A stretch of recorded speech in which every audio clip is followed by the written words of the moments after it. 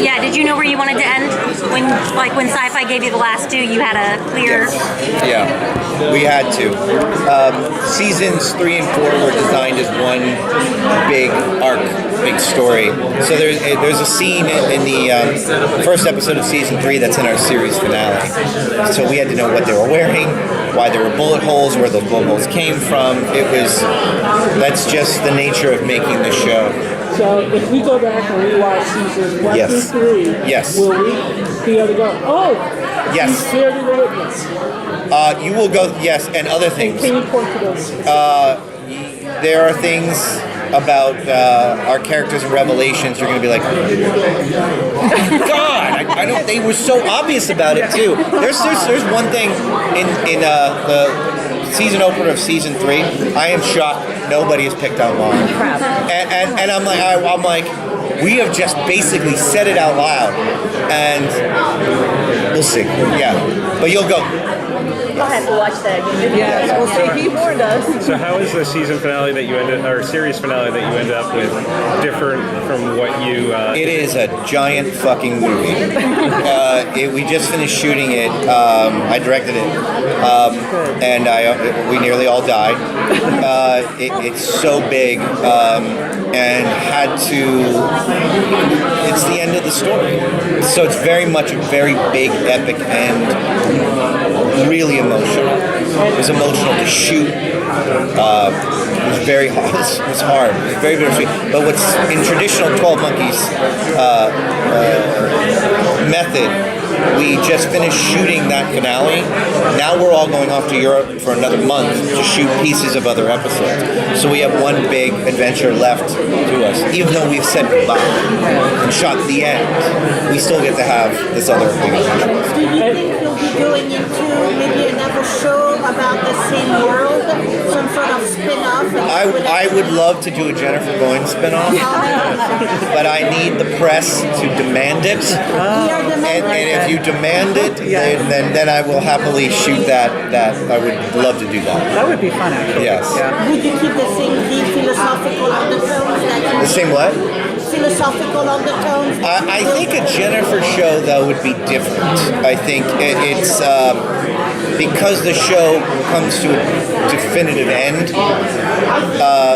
Jennifer would have to be a different show. But anyway, it's a fantasy. And at its core, this is a show about time travel. So are we going to see any new time period? Yes, you are. You're going to see the Old West. You're going to see the Middle Ages, and you're going to see one hell of a World War II Nazi-occupied France episode that we're about to go shoot with 200 extras, and it's gigantic, and I don't know how I'm going to get through it. And is there any period you visited? What's been your favorite and least favorite so far? My favorite period? And your least favorite? My least favorite? Oh, that's tough. My least favorite. My favorite is always probably the 40s.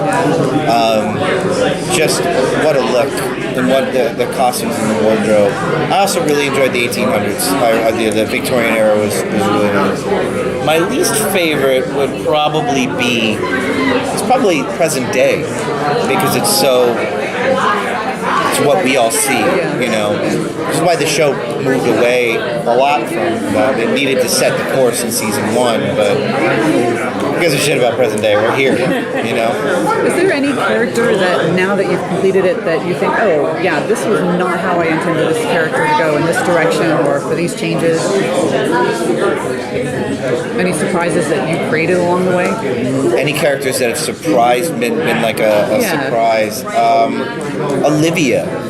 Olivia was something that the more we saw Allison, the more we wanted to write for her, and the more she inherited. There was going to be another character in season 2, and we were just make it Olivia. Olivia's awesome, that's a character who I've been so pleasantly surprised in how it's come into its own. Now, has the ending changed at all from what you originally pictured when you first started the series? No, the last moment I always knew what the last moment was. Its choreography is a little different, but it is the last what I from season 1 when I knew it had to be. It's a show. Yeah, there's not a lot I can say about it. Just without telling you one direction of where it goes. What kind of party message do you give fans? My party message to fans is just thank you for watching. Thank you for being passionate and enthusiastic about it. Because we're still a small show. I think we're not a lot on the radar that much. But the people who do watch it are very passionate, and we're really grateful to have them along for the ride. And they're the best. And do you have any idea what your next project is going to be, or what genre? I have a bunch of things in development right now. I got to get through this. This is too. I gotta after we wrap. I still have several months of post, so I'm gonna live with 12 Monkeys for a little longer before I What say made you goodbye. decide to do the show? I love time travel. Time travel, and I You wanted have the to. DeLorean, right? I do. Yeah. Well, but I love. recreate it, I love. So, but for me, it was like a serialized time travel show. Let's do that. And when I sat down with Travis, my writing partner at the time.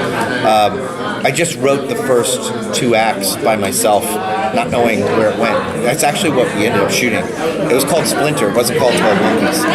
And I gave it to Travis. I'm like, let's just do this. And then he jumped in, and then we figured it out. But we never intended to show anybody because it had a paradox. I'm like, nobody's going to get this. Nobody likes time travel. And then it ended up in the hands of Atlas and became 12 Monkeys. And then years later, here we are. To your credit, it's done remarkably well. I mean, because there's so much debate over time travel and, like you said, the inconsistencies and that sort of thing. But time travel is like another character in the show. Yeah. And 12 Monkeys, well-known property. Yeah. I mean, the way we looked at it was lean into it. Yeah.